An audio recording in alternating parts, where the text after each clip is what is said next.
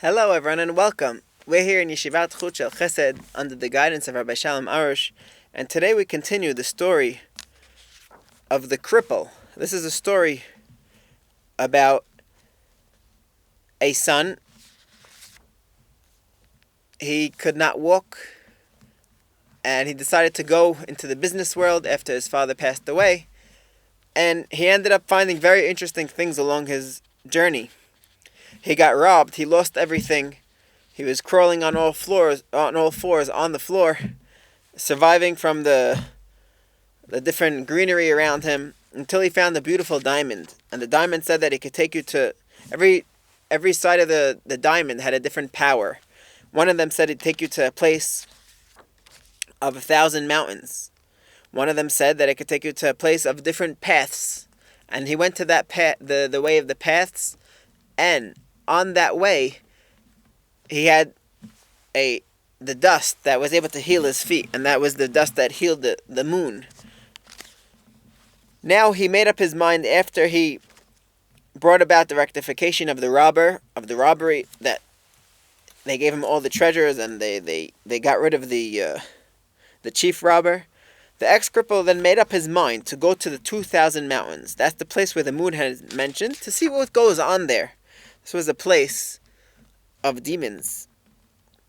When he got there, he stood at a distance, and he saw thousands and myriads of demon families. They have children just like human beings, and therefore they are very numerous. He saw their leader sitting on a throne. No human being ever sat on such a throne. It's such a massive thing to see. He also saw them joking. Oh, now we see where their powers come from. One of them said that he harmed a child, and the other one that he just injured someone's hand, and the other one that he injured someone's foot. They also joked in other ways.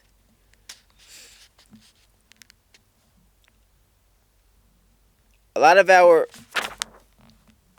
downfalls can start from joking around with bad jokes. There are good jokes that get us in the right mood, but there are bad jokes that we should stay far away from them. Then, through all this lightness, he saw all of a sudden a father and a mother weeping. They were crying. The other demons asked him, "Why are you crying?"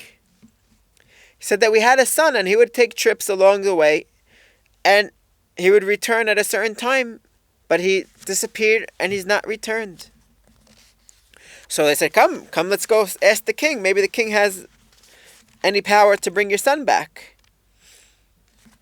The king said, let's send messengers all over the world to find the lost son. When the father and mother were on their way back home from returning from meeting with the king, they met a demon who they recognized. This was his son's friend.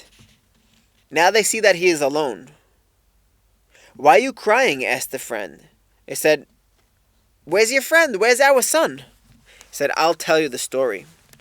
We had an island in the sea that we made our base. That was our headquarters where we plan our different tricks on the people. The king who owned this island decided to build it up, and he began to lay the foundations.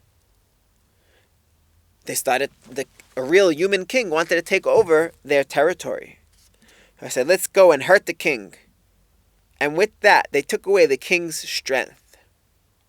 So now they have the king's strength under their jurisdiction. The king went to doctors. They couldn't help. He went to see maybe there's some sort of evil eyes. He went to the sorcerers. There was one sorcerer who knew your son's family. He didn't know my family. That's why nothing happened to me. But my buddy, your son, they knew your family. They were able to capture him under their power of sorcery. He is now torturing him terribly. That's what he's under the jurisdiction of the sorcerer. The parents brought their friend's son to the king and say, "Tell the king what happened with you guys." So the king said, "Just give back the king his strength, and everything will be fine. What do you need to have? Take away the king's strength because he took over your land. Okay, you lost your land, you lost the battle. Give him back his strength, and you'll get your buddy back. They'll get their son back. But he said it's not so simple. The friend relied to the king that we had a friend with us. He didn't have any strength, so therefore we gave him the island king's strength. So he said, so get it from that guy. He said, no. Something crazy happened to him. He became a cloud. Wow, this sounds intense, everyone. So the demon king said, bring the cloud here. Let's see how we could get this powers back to the king, so you could get your son back. A messenger was sent to him. The former cripple who had witnessed all this said to himself, I will go and examine this phenomenon. I want to see how an individual was transferred into a cloud. He followed the messenger and came to the city where the cloud was. And the ex-cripple asked everyone, why is this city covered with clouds so much? They said, no, not so much. Just very relatively short time. There's been very cloudy here. Then the messenger came and called the cloud. This is the messenger that was trying to get him and bring the cloud back to the king. The former cripple decided to follow them and overhear their conversation. He heard the messenger ask the other, how did you come to be a cloud here? The other replied, I will tell you a story. Once there was a wise man. The emperor of his country was a great atheist, and he converted the entire land to atheism. The wise man summoned all the members of his family and said, don't you realize that the emperor is a terrible atheist? He has converted the entire land to atheism. He has made even some of the members of our family into atheists. Therefore, we must leave this place and go into the desert, so we will be able to continue to believe in God. They said it's a great idea. And the wise man was able to say a name of Hashem and take him to a specific desert. He got there and he said, it doesn't really have the right feelings for our service of Hashem here. And they went to another place. Again, he didn't like it there till he found another desert. And this desert was close to the 2,000 mountains, which is the place of the demons. So we're going to see that even though he is a rabbi and he's a wise man, but he's able to get close to evil, and it won't harm him. Why? We'll see right now. The wise man then made a circle around the group so that no one will be able to come close to them. When a person connects himself with a true leader, with a true rabbi, with someone that could help them in their service of Hashem, and that rabbi keeps them close, and you stay close to your rabbi, no one could harm you. You'll always have protection. We'll continue just a dot more. There is a tree, and if this tree was watered, none of us would survive. This is the demons is saying this part of the story. We therefore work day and night digging ditches so that no water can reach the tree, because if water would come closer, it would just go into the ditch and it wouldn't hit the tree. The tree represents, maybe it could represent Torah, which is the tree of life, which is something that we can't have a day without learning.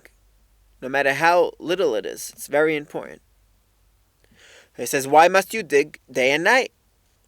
He says, once you dig your ditches, it should be enough to hold back the water. He said, no, they're talkers. This is, in Hebrew, in the book, it's called Medabrim. They're people that talk among us. And they go make problems, and they make strife, and they make friction between one king and another, causing wars. These wars cause earthquakes. It actually says in the Gemara teaches us that earthquakes come because of strife. The earth around the ditches collapse and the water can get to the tree. Therefore, our people must stand by to dig. The cloud then continues his explanation and story. Whenever we appoint a new king, we joke about all kinds of mischiefs that we have done. These are the demons talking. One jokes about he damaged a newborn child. And this one says, they get all involved in their pranks. This is what makes them happy. They're from the side of evil. When the new king becomes very happy, he says, all right, we're going to go and do the main part. We're going to go and try to uproot the tree. However, when it gets close to the tree lets out a very loud scream. The king becomes terrified and turns back because he doesn't have anything truth. He gets very scared from the shouts. Once we appointed a new king and we engaged in this craze in our festivities. The joy was great, and they said this was the right moment to go and uproot the tree. He went for a walk with his ministers. He gathered up great strength. He ran to uproot the tree completely, but when he came to it, it gave out a loud scream, and he was overcome with terror. He turned back with tremendous frustration. But on the way back, he saw a group of human beings sitting. They were calm and relaxed. Who was this? This was the group that hung out with the wise man, which they wanted to stay away from all they wanted to stay away from the corruption. He sent some of his men to harm them, as it was their way. When the family of human beings saw, they were not afraid. The sage told them, "Don't be scared. We're here. We're protected." The demons approached, but they cannot come near because he made that circle around them. He put that protection around them. The demon king sent for other messengers. Finally, he said, "I'm going to go myself." But he cannot get close to them. Finally, he asked the old man, "Let me in." He says, "Since you are asking, I will let you in. But it's not proper for the king to come alone. I will let another individual come with you." With that, the sage made an opening in his circle, and then he closed the circle again. He says, "Why have you come to settle in our place?" Sage says, "This is your place, it's my place." He says, "Aren't you afraid of me?" The demon king said, "No, I'm not afraid of you." "Are you still not afraid?" With that, he made himself grow larger until he reached the sky. He threatened to swallow the sage.